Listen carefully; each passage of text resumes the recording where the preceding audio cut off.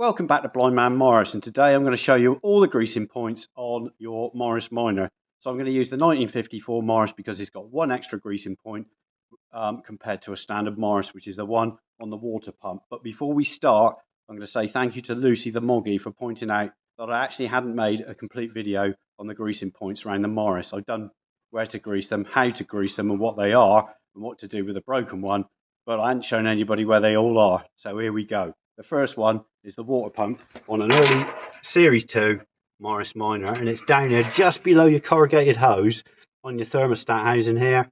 If you go to where your fan belt is, can you get in there and see that? Yep. And that's your greasing point. So when you only need to do this very occasionally, probably once, twice a year, give it one pump of grease, and then be careful you don't get any grease on your fan belt. So use a rag, guard your fan belt, and pump it in. And now we'll go to the next section. So here's the next section of greasing points, which is probably the busiest cluster, which is the trunnions and track rod end.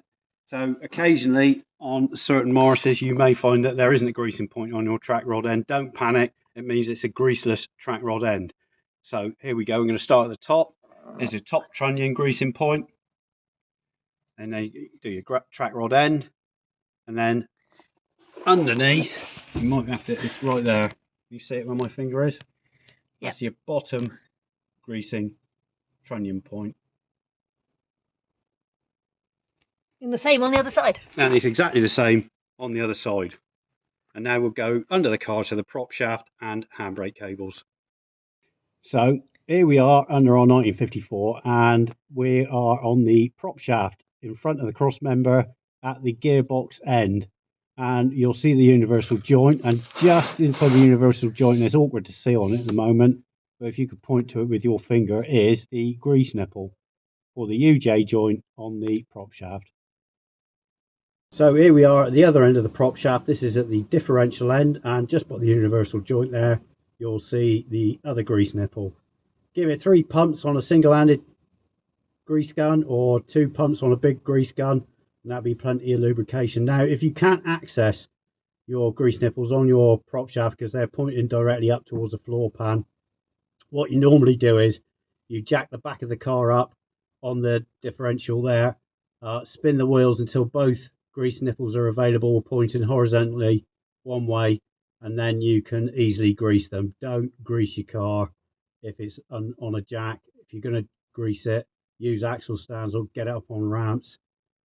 Never grease your prop shaft when it's on a jack. It's very dangerous. And there we go. So here we are, and the last 2 underneath the car is the handbrake cables. So there's one on either side, and it's 1 pump at a grease gun once a year or once on the 6,000 mile service. So where are they located, just to make it clear to people? They're in front of the rear axle. Front of the rear axle, you'll see there, and then you can see the handbrake cable there, and then there's a grease nipple right in the middle of the handbrake cable. I just go over this side. Can you see them on your side? You should be able to see it. Yes, very close to me there. There it is. Yep, both of them. Okay, and that is all the greasing points, but there is one more lubrication point which has a grease nipple, but you don't use a grease gun on it, and I'll show you that next. Okay, so this isn't part of the greasing, but it is part of the lubrication of the car, and you'd probably only do this once a year. And this is the oiling point for the steering rack. So as you can see on a Series 2, you've got this lovely dome cover. On the later ones, it's just a little rubber bung. So this is much easier. So look at that, beautiful. And in there, you'll see a grease nipple, but you don't use grease. You use one of these, which is an oil gun. So 10 strokes of the oil gun once a year on that. Can you just show it being fitted? You want me to show you a bit? Okay. Okay, here we go. It doesn't need doing though, because I've only done it recently. So there you go, slightly different. It's a low pressure system. So it just goes on. You locate it on the end of the nipple, and then I'll give you a couple of, it's 10 strokes. So it's 1, 2, 3, 4, 5, 6, 7, 8, 9, 10. And you use EP90 or GL5 high poid oil to lubricate your steering rack. And that is all the greasing points on a standard Morris Minor. And there we go.